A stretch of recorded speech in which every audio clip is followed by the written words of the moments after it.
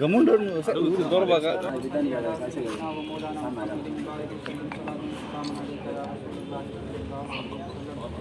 अल्लाह जो भी रोड का काम शुरू होने जा रहा है अल्लाह इसमें आसानियाँ जरूर फरमा है अल्लाह जो भी रोड को बनवाने की मौका दे रहे हैं जिन्होंने कोशिशें मेहनतें की है अल्लाह तरक्कियाँ का फरमा है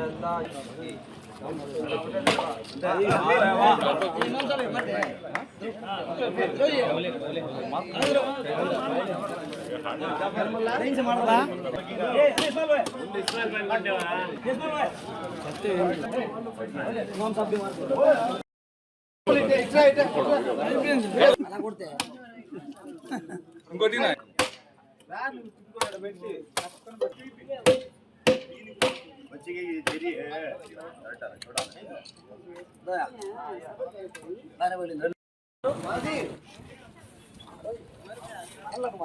మాట్లాడేసి ఫస్ట్ మాట్లాడండి నాకు వెళ్ళిపోయి.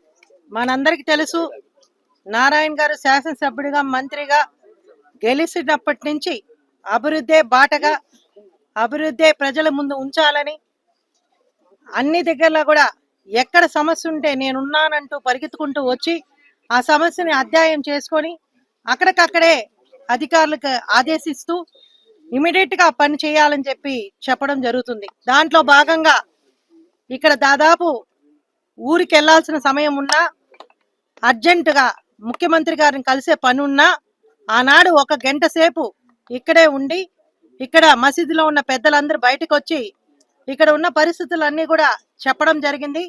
ఇక్కడ ఏ విధంగా ఎన్ని సంవత్సరాల నుంచి ఇబ్బందులు ఉన్నాయి, ఏ విధంగా మహిళలు ఇబ్బంది పడుతున్నారని చెప్పంగానే దీని అంతా కూడా తిరిగి చూసి ఇమీడియట్ గా అధికారులకు ఆదేశించి కొన్ని సమస్యలుంటే వాటిని ఇంతియాజ్ బాయ్కి అదే విధంగా ఇక్కడ ఉన్న ప్రెసిడెంట్ కి కార్పొరేటర్ కి బాధ్యతలు ఒప్పజెప్పి వాటిని మైనుద్దీన్ బాయ్కి అందరూ కలిసి ఆ ప్రాబ్లం ని క్లియర్ చేసిన తర్వాత ఈ రోజు శంకుస్థాపన చేయడం జరుగుతుంది.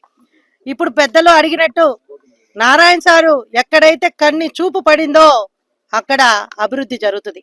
ఇది ఎవరు చెప్పబడలేదు, ఇక్కడ అనురాధో మొయిద్దీన్ బాయో లేకపోతే ఇంతియాజ్ ఉండబడలేదు. పని చేయడం నాణ్యత కూడా పని, అంటే ఏదో ఆషామాషిగా రోడ్లు పగిలిపోయేటట్టు క్రాక్లు వచ్చేటట్టు చేయడానికి అవకాశం లేదు. ఆయన ఇమీడియట్ గా ఆదేశాలు ఇచ్చిన తర్వాత ఆ రోడ్డు వేయడం కూడా జరుగుతుంది. నెల లోపలే ఏ కాంట్రాక్ట్ అయితే ఎవరు తీసుకున్నారో వాళ్ళు చేయాల్సిన బాధ్యత ఉందని చెప్పి నేను అందరికి తెలియజేస్తున్నా. ఎందుకంటే మనందరికీ తెలుసు సార్ గురించి ఈ రోజు అవాకులు చెవాకులు ఎన్నో మాట్లాడుతున్నారు, కానీ సార్ ఈ చెవులో తీసుకుని ఈ చెవులో వదిలేస్తాడు. ఎందుకంటే ఆయనకు అభివృద్ధి తప్ప ఎవరితో కూడా కక్షలు ఎవరినైనా విమర్శించడం మీరు ఎప్పుడు చూసి ఉండరు. ఆయన ఆలోచన కానీ పనిచేయడం మనస్తత్వం ప్రతి ఒక్కరికి తెలుసు. నేను ఎక్కువ దీని గురించి చెప్పని అవసరం, ఇక్కడ ఉన్న వాళ్ళందరూ కూడా చెప్పారు. మనందరికీ పని విషయంలో కూడా అది తెలుగుదేశం పార్టీ కార్యకర్తలు చేస్తున్నారా లేదా బయట కాంట్రాక్టర్లు చేస్తున్నారా అనేది కాదు. ఎందుకంటే ఇక్కడే ఉన్నాడు అన్నంగి ప్రసాద్, ఆనాడు ప్యాచ్ వర్క్ చేస్తే బాగలేదని చెప్పి ఇమ్మీడియట్ గా తెలుగుదేశం పార్టీ అన్నంగి ప్రసాద్ ఆనాడు ఆ ప్యాచ్ వర్క్లను పగలగొట్టి దగ్గరుండి మళ్ళీ ప్యాచ్లు వేయించాడు. ఇది నారాయణ సార్ అంటే. నారాయణ సార్ ఎవరిని వదిలిపెట్టడు, పని విషయంలో ఎవరిని వదిలిపెట్టడు.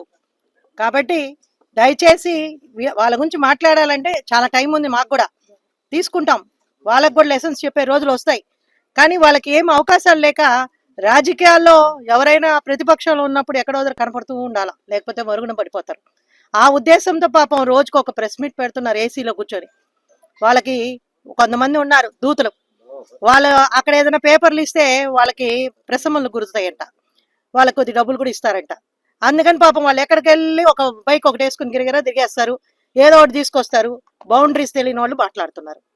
కాబట్టి ఇవన్నీ కూడా మాట్లాడే రోజులు వస్తాయి. అభివృద్ధిని మేమందరం కూడా అజెండా ఏముంది, ప్రతి డివిజన్లో ఎన్ని వర్కులు చేసామనేది కూడా తొందరలోనే వదిలిపెడతాం. ఆ పాంప్లెట్ రూపంలో ప్రతి ప్రజలకు తెలిసే విధంగా చేస్తాం. ఎందుకంటే ప్రజలందరికీ తెలుసు ఈరోజు నారాయణ సార్ ఏ విధంగా అభివృద్ధి చేశారు గతంలోనే, ఇంకా చేయకుండా ఉంటారు ఇప్పుడు శాసనసభ్యుడై.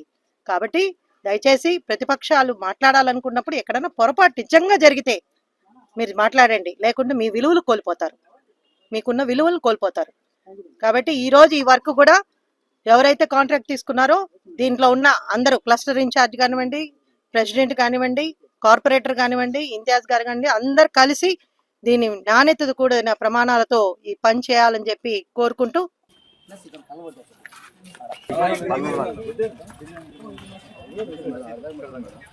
నరసన పడిపోతుందో ఎట్లా?